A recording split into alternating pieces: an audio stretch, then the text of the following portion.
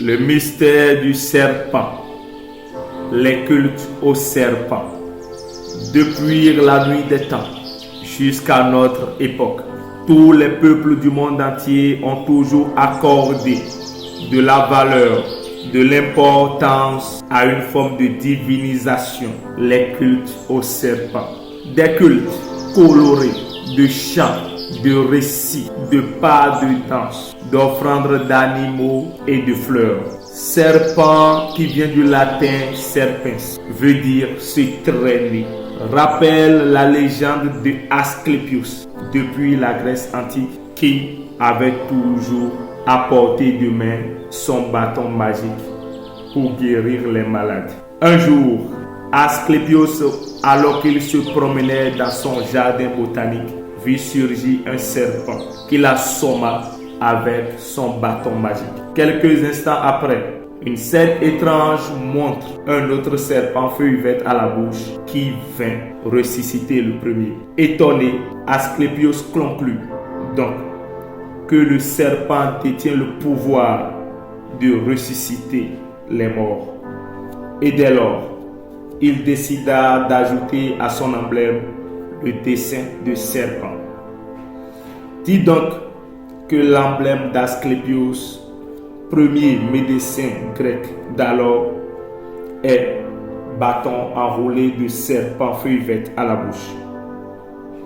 Puisque Asclépios était le père de la médecine grecque, cette tradition fut perpétuée jusqu'à nos jours, où on constate devant toutes les pharmacies, les hôpitaux, les centres hospitaliers, des emblèmes portant des bâtons magiques enroulés de serpents feuille verte à la bouche. Chez les sages-femmes, d'œufs enroulés de serpents feuille verte à la bouche pour signifier que le serpent apporte de la guérison à l'être par le biais des fruits. Dit donc que le serpent détient le secret de la régénérescence, de l'amour, de la santé. Conclusion: la médecine traditionnelle a donc donné vie à la médecine moderne. Selon la légende égyptienne, le serpent est un symbole universel du divin qui permet de communiquer avec l'essentiel de l'être, le doux, le sec poli. Et c'est ce que explique cet emblème du serpent qui mord sa queue, l'Ouroboros. L'Ouroboros, le chaos, qui veut simplement dire se nourrir à partir de soi-même.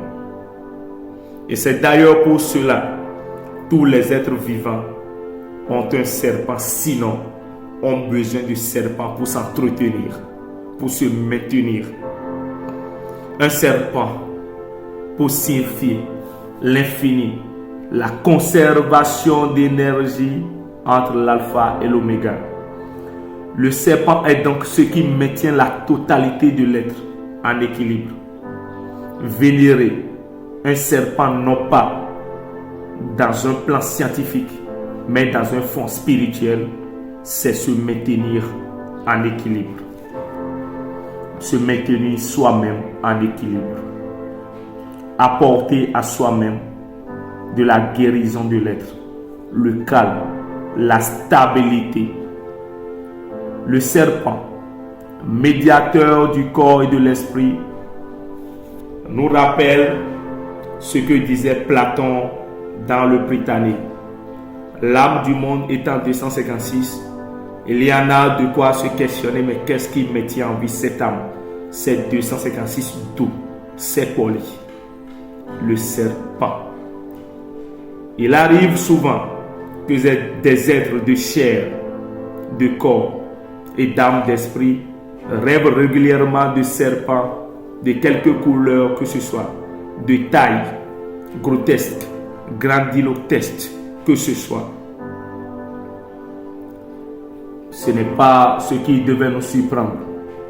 Rêver d'un serpent n'est qu'une forme d'appel, d'éveil à la conscience, à l'écoute de son instinct, à la transformation, à l'état de transmutation, à l'indifférence, à l'involution, à l'évolution, à la sagesse, au mystère.